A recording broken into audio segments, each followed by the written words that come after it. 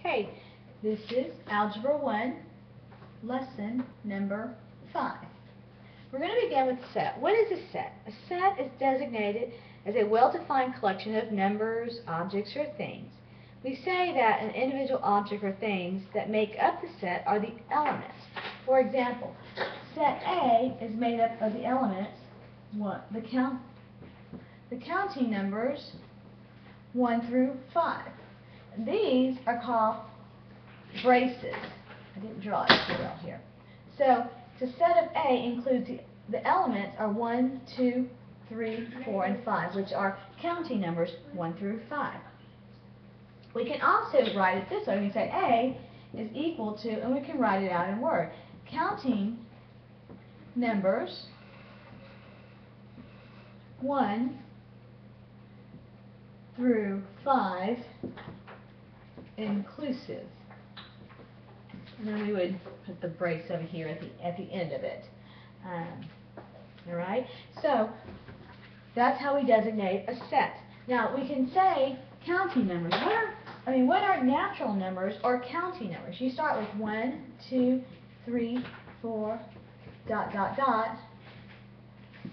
So this is a set of counting numbers. Remember, counting numbers start with 1, not with 0.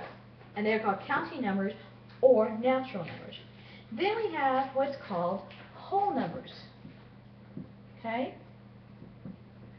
The set of whole numbers is equal to 0, 1, 2, 3, ... So the difference between a whole number and a counting number is a counting number does not include 0, whole numbers do. Whole numbers are just counting numbers plus 0. Then we have what's called integers. And every number has an opposite, meaning a negative, except for 0, because 0 is neither positive nor negative. So how do we say the set of integers is equal to? We have to do ellipses over here to show that it keeps going.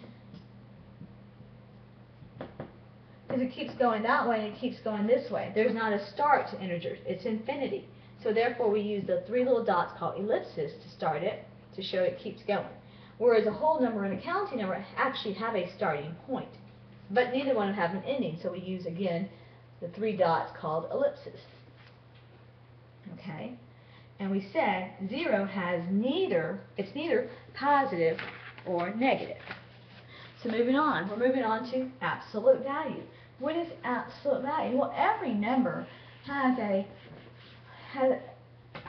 sign number. So you've got a +7 and a -7. So every number has 2 signs.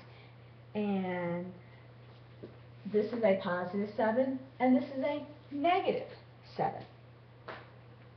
And we said the absolute value of any number is always it's positive. Alright? And we have 2 ways of writing positive. We can either write the plus sign or we can just write the 7. And there is an assumed or implied positive sign there. Okay? Because we have agreed the numeral written without a sign designates a positive number. So this is something you just have to know.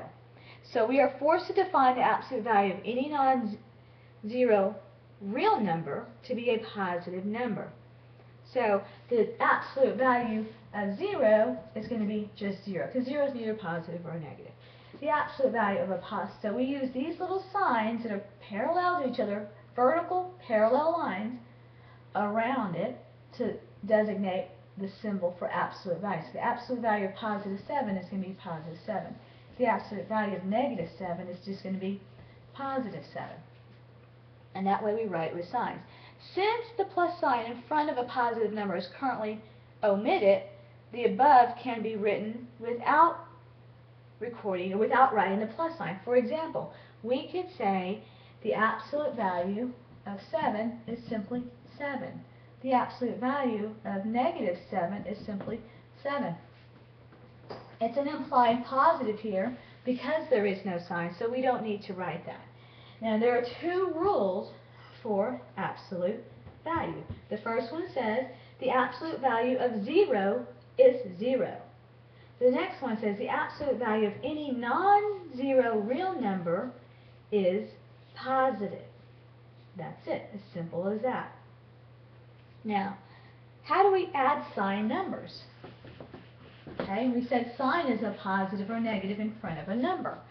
So if I gave you, actually let's go back and do an example. Let's do this example. What's the negative absolute value of 20 minus 2? We're going to do inside absolute value first. This negative is outside, so you don't take the absolute value of that because it lives outside of the wall. So 20 minus 2 is 18. This is like an implied negative 1. What's the absolute value of 18? It's simply 18. And then you still have this negative, so what's 1 times negative 18? It's going to be negative 18. Alright, so you would do inside the absolute value. Once you simplify it, then you take it out and take the absolute value of it, and then you multiply it times anything outside of the absolute value.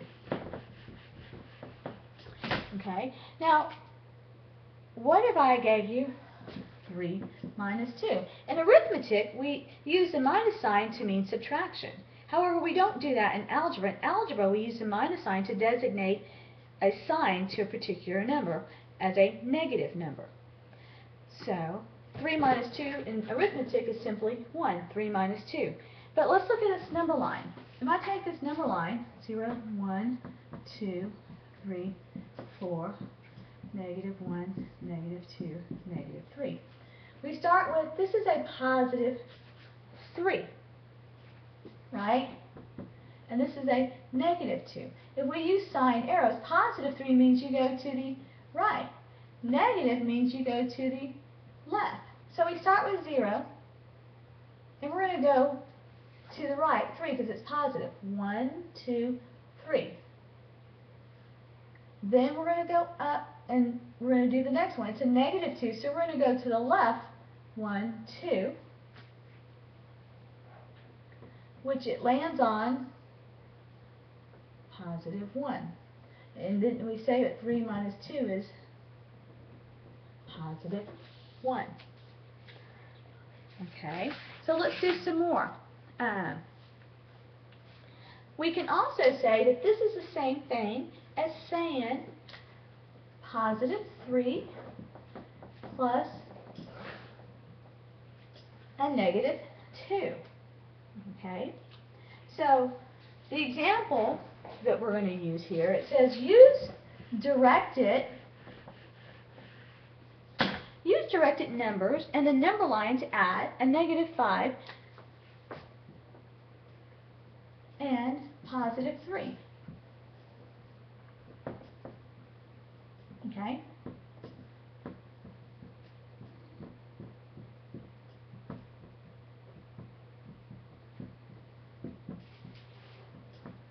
So we start at 0. That's like negative 5 plus a positive 3.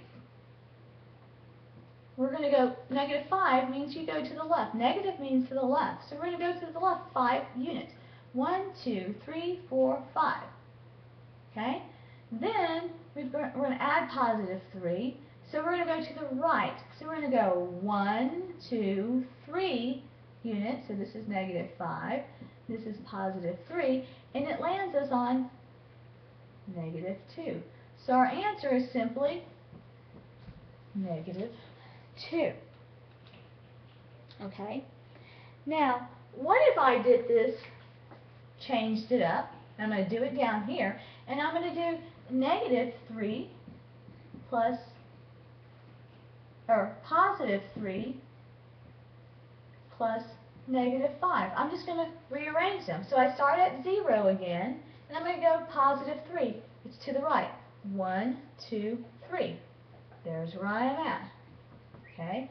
Then I'm going to do negative 5. That means I'm going to go to the left. So I'm going to go 1, 2, 3, 4, 5. And it lands me still on negative 2. I get the same answer regardless of which one I do first. So basically, this tells us the commutative property of addition says I can do 3 plus negative 5 or negative 5 plus positive 3, and I'm going to get the same answer regardless of which one I do first. It doesn't matter. I can do it doesn't change the answer if I change the order because of our commutative property of addition. So let's do one with multiple numbers. So if I gave you several, so change to add together, for instance, if I gave you -4 plus +2 plus +2. Oh, okay, so I'm going to start at 0, and I'm going to go to the left for a negative, to the right for positive, to the right for positive. So I'm going to go to the left, 1, 2, 3, 4. Then I'm going to go to the right 2, 1, 2. Then I'm going to go 2 more, 1, 2. And it lands me on 0. So my answer is simply 0. Now what if I change the order and did +2 plus +2 plus -4? Let's see if I still get 0. So I start here, and I'm going to go to the right, 1, 2. Then I've got to go 1 more, 1, 2, for another +2. Then I've got a -4, so therefore I have to go down to go the other way. So I'm going to go 1, 2, 3, 4. And what do I get? I still land on 0. So I get the same answer regardless of what order I use because of our commutative property of addition. And that's all we have for this lesson.